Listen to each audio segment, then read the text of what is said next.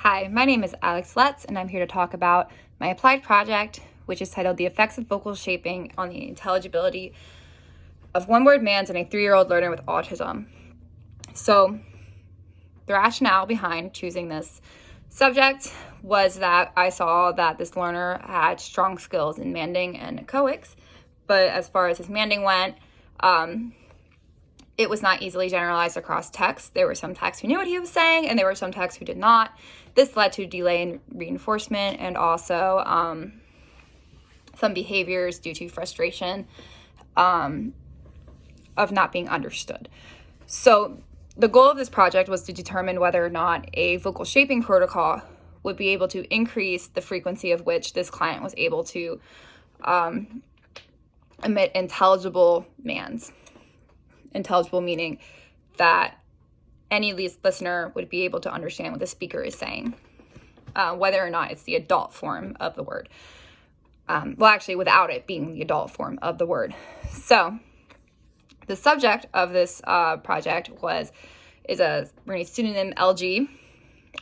He's a 3-year-old diagnosed with autism spectrum disorder, ASD. He's a level 2 learner on the VB map. And his current vocalizations, after running baseline and taking data on figuring out where he's at currently, his current vocalizations would be considered speech sounds. So they have sounds from the word that he's trying to say, but not necessarily understood across listeners. The setting of this is a clinic. It's a full-time clinic, so he's there for 7 hours, 5 days a week, in which it focuses on early intervention, intensive ABA therapy, one-on-one. So the method that I used for this is a multiple baseline design that across targets. So I chose 2 target mans that he was saying consistently as speech sounds, and chose to target them for intelligible responses.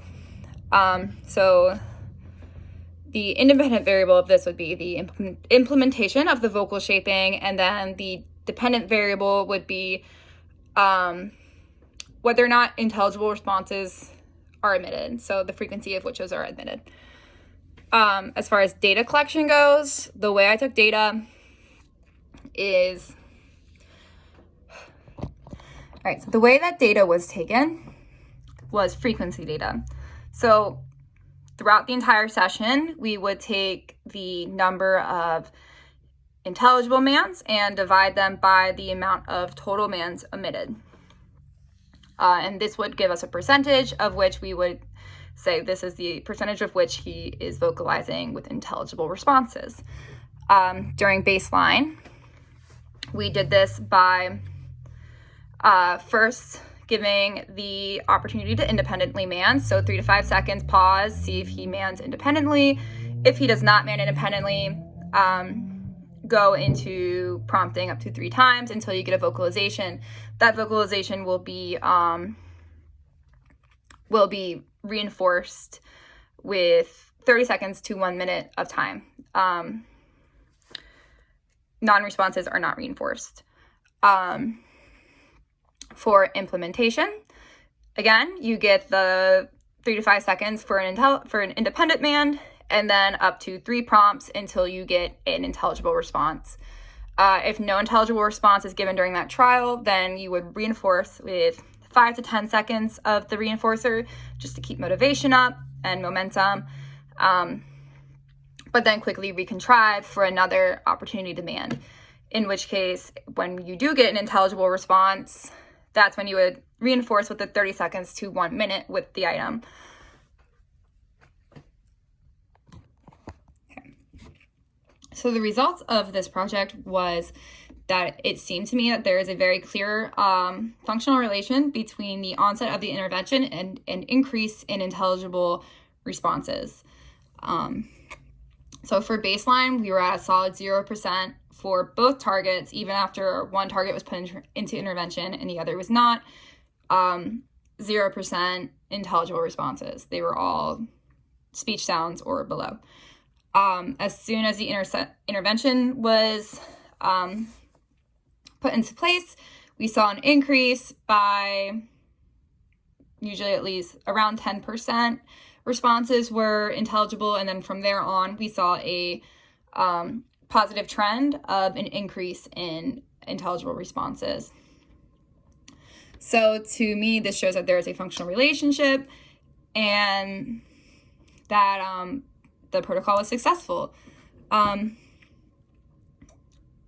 However, I will say that for this protocol, I was the only one running it, so there were other techs who would come in throughout the day, and he would be reinforced for any speech sounds. So when I came in, there was usually a modicum of behavior because he was not used to having this be put on, those speech sounds be put on extinction in order for intelligible responses, in favor of intelligible responses.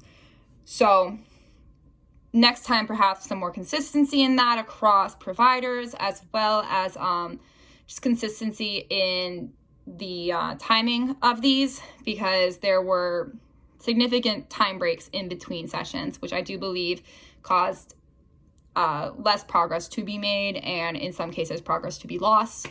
But overall, it seemed to be a very effective protocol, and seems to support the already existing literature out there.